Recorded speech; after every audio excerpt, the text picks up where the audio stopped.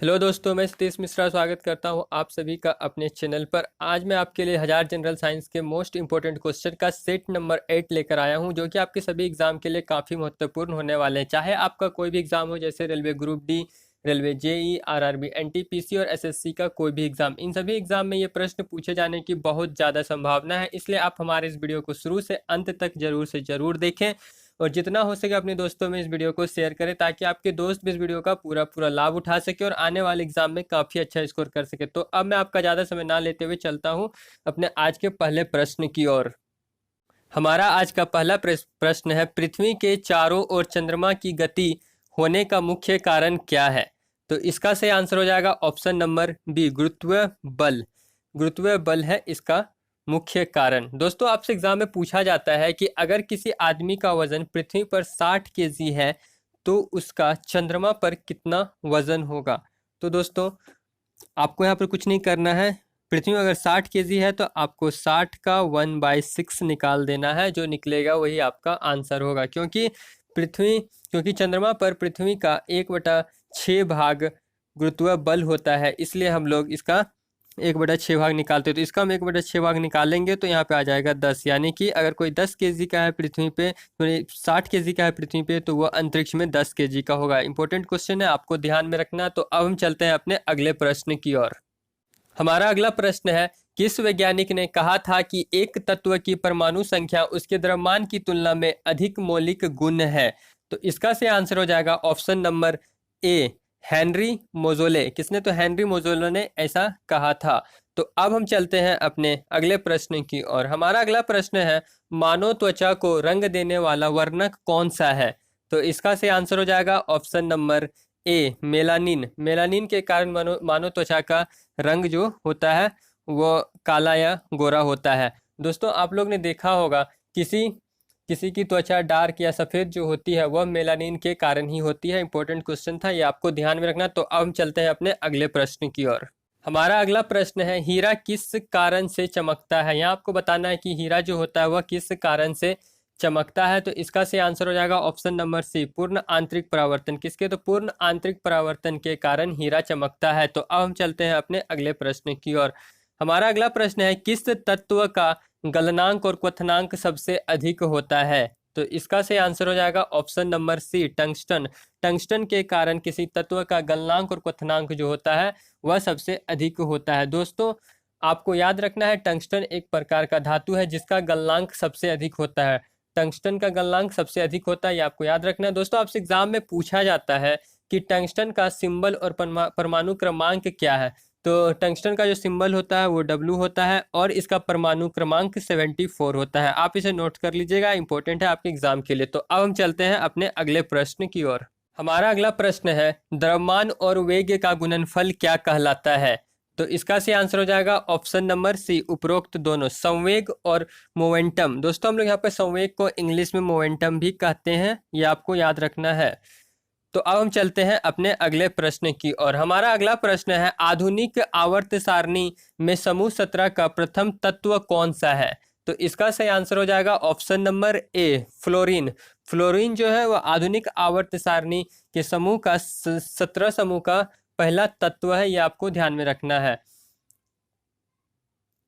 Fluorine का symbol F होता है। यहाँ पे आपको ध्यान रखना है कि फ्लोरीन का सिंबल जो होता है वो एफ होता है, यह भी आपको याद रखना है। और दोस्तों, आपसे यह भी पूछा जाता है, समूह 17 में कुल कितने तत्व होते हैं? तो समूह 17 में कुल 5 तत्व होते हैं। ये जो समूह 17 दिख रहा है, आपको पूछा जाएगा आपसे एग्जाम में कि समूह 17 में कुल कितने तत्व होते हैं। तो समूह 17 में कुल 5 तत्व होते हैं, ये आपको ध्यान में रखना है। और इनका नाम होता है, मैं आपको बोल दे रहा हूँ, आप इसे नोट कर लीजिएगा। पहला होता है फ्लोरीन, दूसरा होता है क्लोरीन, तीसरा ब्रोमीन, चौथा आयोडीन और पांचवा एस्टेटीन। फिर से मैं एक बार रिपीट कर दे रहा हूँ, पहला होता है फ्लोरीन, दूसरा क्लोरीन, तीसरा ब्रोमीन, चौथा आयोडीन और पांचवा एस्टेटीन। एस्टेटीन बहुत इंपॉर्टेंट है, आपको याद रखना है। 4 तो आपको यहीं पे दिख रहा, लेकिन एक पांचवा जो होता है वो होता है एस्टेटीन। मैं आपको लिख के भी बता दे रहा हूँ ताकि आप कंफ्यूज ना हो।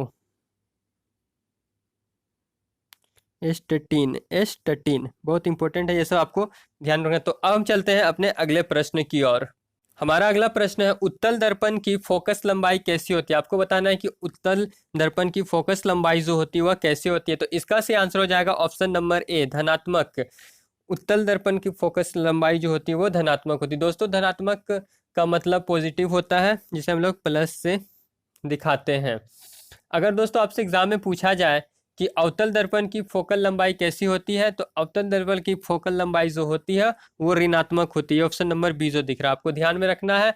तो अब हम चलते हैं अपने अगले प्रश्न की ओर। हमारा अगला प्रश्न है, धातुओं में उनकी बाहरी कक्षा में कितने संयोजक इलेक्ट्रॉन होते हैं। तो इसका सही आंसर हो जाएगा ऑप्शन नंबर बी, 1 से 4। कितना, तो 1 से 4 होते हैं धातुओं में उनकी बाहरी कक्षा में संयोजक इलेक्ट्रॉन जो होते हैं वो 1 से 4 होते हैं। बहुत इंपॉर्टेंट क्वेश्चन था, आपको ये ध्यान रखना है। धातुओं जिसे कि हम मेटल भी कहते हैं, धातुओं को हम लोग मेटल भी कहते हैं, ये भी आपको ध्यान में रखना। उनकी बाहरी कक्षा 1 से 4 तक संयोजक इलेक्ट्रॉन होते हैं। कितना, तो 1 से 4 तक संयोजक इलेक्ट्रॉन होते हैं, ये आपको ध्यान रखना। तो अब हम चलते हैं अपने अगले प्रश्न की ओर। हमारा अगला प्रश्न है, किस रसायन का प्रयोग ब्लैक एंड व्हाइट फोटोग्राफी में होता है। यहाँ आपको बताना है कि कौन से रसायन का प्रयोग ब्लैक एंड व्हाइट फोटोग्राफी में होता है। तो इसका सही आंसर हो जाएगा ऑप्शन नंबर सी, उपरोक्त दोनों, यानी कि ऑप्शन नंबर ए और ऑप्शन नंबर 2। सिल्वर क्लोराइड और सिल्वर ब्रोमाइड का प्रयोग होता है ब्लैक एंड व्हाइट फोटोग्राफी में।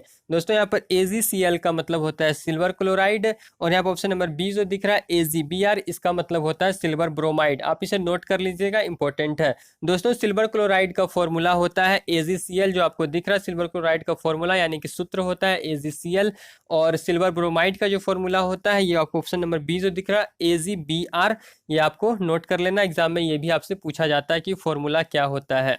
तो अब हम चलते हैं अपने अगले प्रश्न की ओर। हमारा अगला प्रश्न है, कौन सा तत्व हाथ पर रखने पर पिघल जाता है। आपको बताना है कि कौन सा तत्व हाथ में रखने पर पिघल जाता है। तो इसका सही आंसर हो जाएगा ऑप्शन नंबर सी, उपरोक्त दोनों।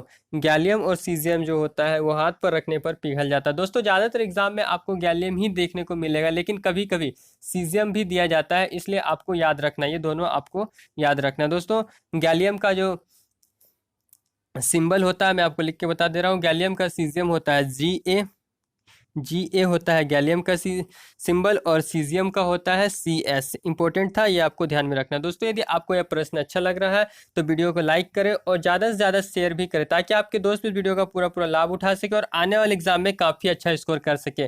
तो अब मैं आपका ज़्यादा समय ना लेते हुए चलता हूँ अपने अगले प्रश्न की ओर।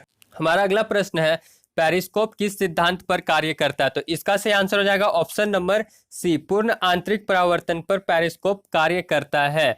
दोस्तों कभी कभी आपको एग्जाम में प्रकाश का परावर्तन भी दे दिया जाएगा, ये भी आपको ध्यान में रखना है। कभी कभी आपको पूर्ण आंतरिक परावर्तन ना देकर प्रकाश का परावर्तन भी दे देगा, ये आपको ध्यान में रखना है, इंपॉर्टेंट है ये आपके लिए। दोस्तों ये जो पेरिस्कोप होता है इसका उपयोग हम लोग पानी के अंदर से बाहर देखने के लिए करते हैं। पेरिस्कोप का उपयोग हम लोग पानी के अंदर से बाहर देखने के लिए करते हैं। इसका उपयोग ज़्यादातर पनडुब्बी जो होता है पनडुब्बी में किया जाता है। पनडुब्बी के ऊपर ये पेरिस्कोप लगा होता है, जिससे कि पनडुब्बी के अंदर जो लोग रहते हैं वो लोग देख सके कि पानी के बाहर का हलचल क्या हो रहा नहीं हो रहा, वो इसी के जरिए से देखते हैं। तो अब हम चलते हैं अपने अगले प्रश्न की ओर।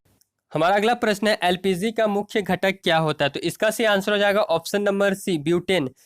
LPG का मुख्य घटक ब्यूटेन होता है। दोस्तों एग्जाम में कभी कभी क्या होता है कि प्रोपेन भी दे देते हैं, तो दोनों ही सही है। आपको ध्यान में रखना है कि कभी कभी एग्जाम में ब्यूटेन ना देकर प्रोपेन भी दे दिया जाएगा, जो कि ये भी सही है। तो आपको ये दोनों ध्यान में रखना है। तो अब हम चलते हैं अपने अगले प्रश्न की ओर। हमारा अगला प्रश्न है, दही में कौन सा अम्ल पाया जाता है। तो इसका सही आंसर हो जाएगा ऑप्शन नंबर बी, लैक्टिक अम्ल। लैक्टिक अम्ल दही में पाया जाता है। और दोस्तों आपसे एग्जाम में पूछा जाता है लैक्टिक अम्ल का फॉर्मूला यानी कि सूत्र क्या होता है। तो आपसे एग्जाम में पूछा जाएगा कि लैक्टिक अम्ल का फॉर्मूला क्या होता है। तो लैक्टिक अम्ल का जो फॉर्मूला होता है वो होता है C3H6O3। ध्यान में रखना, आपको ये नोट कर लेना, इंपॉर्टेंट है आपके एग्जाम के लिए। तो अब हम चलते हैं अपने अगले प्रश्न। हमारा अगला प्रश्न है, पृथ्वी पर शरीर का भार न्यूनतम कहाँ होता है। तो इसका सही आंसर हो जाएगा ऑप्शन नंबर डी, भूमध्य रेखा पर।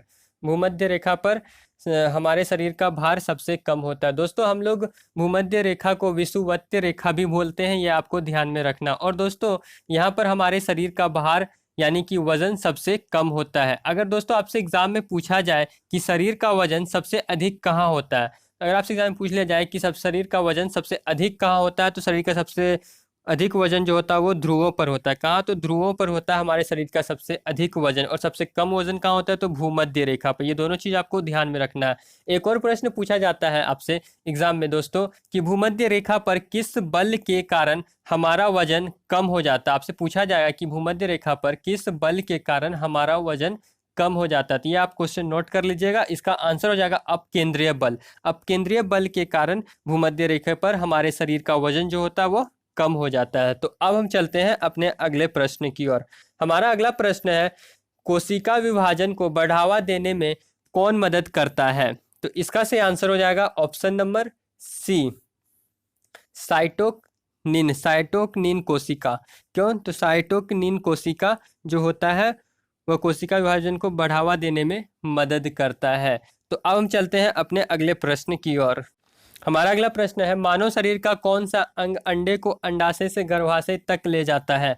तो इसका से आंसर हो जाएगा option number C, fallopian. Fallopian जो होता है वो मानव शरीर के अंग अंडे को अंडाशय से गर्भाशय तक ले जाता है। इंपॉर्टेंट क्वेश्चन है, ये आपको ध्यान में रखना है। तो अब हम चलते हैं अपने अगले प्रश्न की और हमारा अगला प्रश्न है, शैवाल सबसे प्राचीनतम पौधे होते हैं, यह कहाँ पाए जाते हैं? तो इसका से आंसर हो जाएगा ऑप्शन नंबर डी, पानी में। दोस्तों शैवाल सबसे पुराना पौधा है और यह सबसे अधिक पानी में पाया जाता है। तो अब हम चलते हैं अपने अगले प्रश्न की ओर। हमारा अगला प्रश्न है, किस तत्व को क्विक सिल्वर के नाम से जाना जाता है? तो इसका से आंसर हो जाएगा ऑप्शन नंबर डी, पारा। दोस्तों पारा एक प्रकार का तरल धातु है, यह भी आपको याद रखना है। क्या? तो ये पारा जो होता है वह एक प्रकार का तरल धातु है और इसे हम लोग क्विक सिल्वर के नाम से भी जानते हैं, ये आपको याद रखना है। दोस्तों पारा का सिंबल Hg होता है। क्या? तो इसका सिंबल जो होता है वो Hg होता है, ये आपको याद रखना है। और इसका परमाणु क्रमांक जो होता है वो 80 होता है। कितना? 80 होता है इसका परमाणु क्रमांक। तो अब हम चलते हैं अपने अगले प्रश्न की ओर और यह हमारे इस वीडियो का आखिरी प्रश्न है, परमाणु का नाभिक मॉडल पहली बार किसने खोजा था? तो इसका से आंसर हो जाएगा ऑप्शन नंबर डी, रदरफोर्ड। किसने? तो रदरफोर्ड ने।